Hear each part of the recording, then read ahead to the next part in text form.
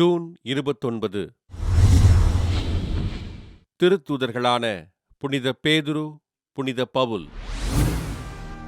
பெத்சாய்தா நகரில் பிறந்து கப்பர்நகூமில் குடியேறிய யோனா மற்றும் யோவன்னாவின் புதல்வரான புனித பேதுரு தன் சகோதரரான அந்திரேயாவின் மூலம் ஆண்டவர் இயேசுவை அறிந்து அவரது சீடரானார்.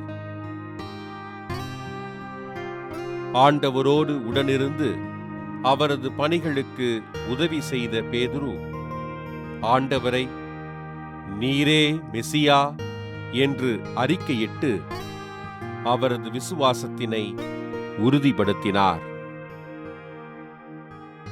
ஆண்டவர் இயேசு கிறிஸ்துவின் உயிர்த்தெழுதலுக்கு பின் அவரது பணிகளை செய்த பேதுரு தன் முதல் போதனையில் 3000 பேருக்கு திருமுழுக்களித்து இயேசுவின் பெயரினால் நோயாளிகளை குணப்படுத்தினார்.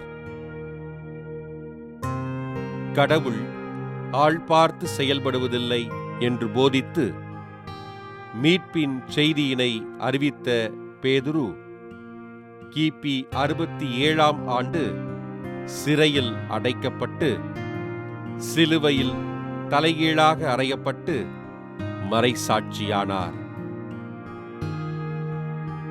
ரோமையின் தர்சு நகரில் பிறந்த சவுல் சிலுவை சாவை ஏற்ற ஒருவர் மீட்பளிக்கும் மெசியாவாக இருக்க முடியாது என்று அறிவித்து கிறிஸ்தவர்களை துன்புறுத்தி வாழ்ந்தார்.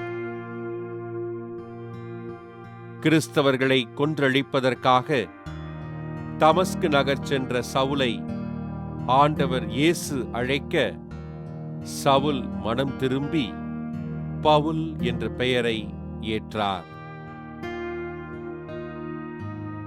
ஆண்டவர் இயேசுவை அறியாத மக்களுக்கு ஆண்டவரை அறிவித்த பவுல் கால்நடையாகவும் கடிதங்கள் வழியாகவும் ஆண்டவரின் நற்செய்தியினை அறிவித்தார்.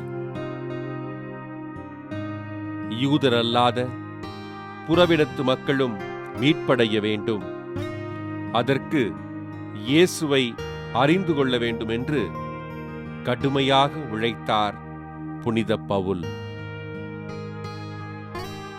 தன் சொல்லாலும் செயலாலும் ஆண்டவரின் உண்மையான ஊழியனாக வாழ்ந்த பவுல் 67ஆம் ஆண்டு தலை வெட்டப்பட்டு படுகொலை செய்யப்பட்டார். இரட்டை தூண்கள் என்று அழைக்கப்படும் திருத்தூதர்களான புனித பேதுரு, புனித பவுல் திருவிழாவினை கொண்டாடுகின்ற நாம் ஆண்டவரின் மறைபரப்பு பணிகளுக்காக உதவிகள் செய்து நமது திருச்சபைக்காக மன்றாடுவோம்.